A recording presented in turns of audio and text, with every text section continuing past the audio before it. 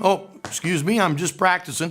This is Crazy Professor Neal Grandstaff once again, giving you some more exercises. And again, most of you won't get this one as your initial membership. You'll have to have that second level of membership. So those of you that are getting this is kind of a private lesson.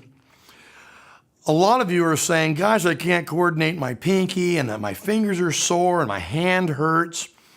Well, you need to practice just a little bit more. Here's something that will help. Now, if you go to the guitar store or a music store, they'll try to hand you an exerciser that you might pick up at Gold's Gym. And of course, when you use those exercises, I think I mentioned this in one of the open videos on YouTube. You practice with those exercisers to strengthen your hand. Well, number one, you're not really strengthening any of the muscles you're going to be using to coordinate your hand. So it's better to exercise something that will develop the strength and the agility of your fingers. Here's a great exercise. And it's really kind of difficult, so I'm going to say this. Don't practice this exercise longer than 2 to 3 minutes max when you first start out.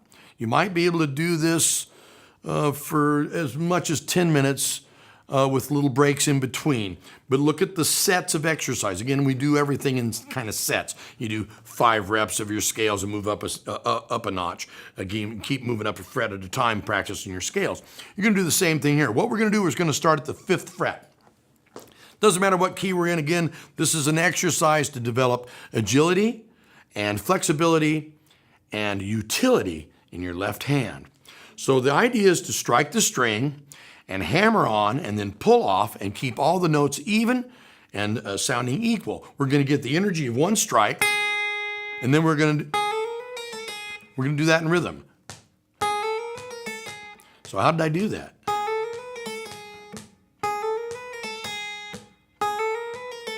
Now what I'm doing is I'm striking the string.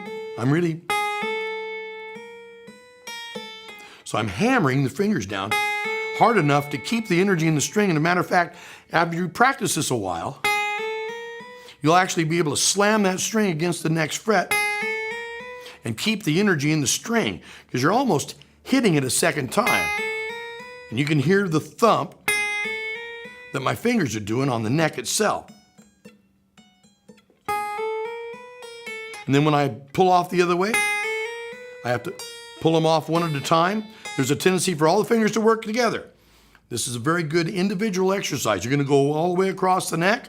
You want to keep all the other strings muted. So again, your right hand technique of holding onto the guitar and making sure you're resting your thumb in a spot where you can mute strings or really have only the one string you're working with on each string. You're going to go top string or first string down to the 6th and back. So here's the exercise. I'll do it real quickly for you. 4 times. Trying to make them even. Next string. Now there's going to be a tendency for you to scrape against the string that you're next to. So you have to mount your finger on that first string. Or keep it muted by leaning your fingers on your left hand. 4 times. Relax in between. Remember, you're pulling rather than squeezing so much. I'm not even using my thumb right now. So don't squeeze too hard. You'll really cramp yourself up. Next string, use your thumb to strike the strings. You're resting on your top 3 strings with your right hand, so not have to worry about those strings sounding.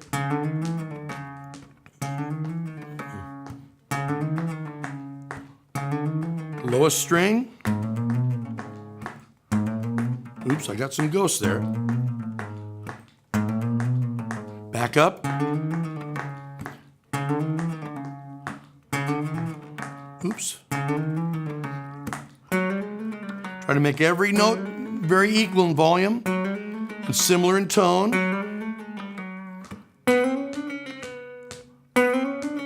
Now you're probably feeling a little bit of strain in your wrist because that's where it first starts, on the inside of your wrist.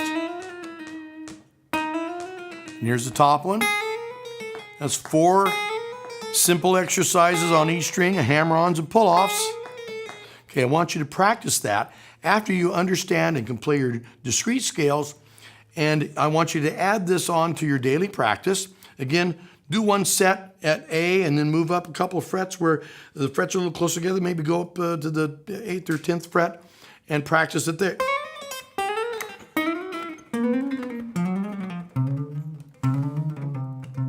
Remember to keep your fingers curled. Get a nice even flow.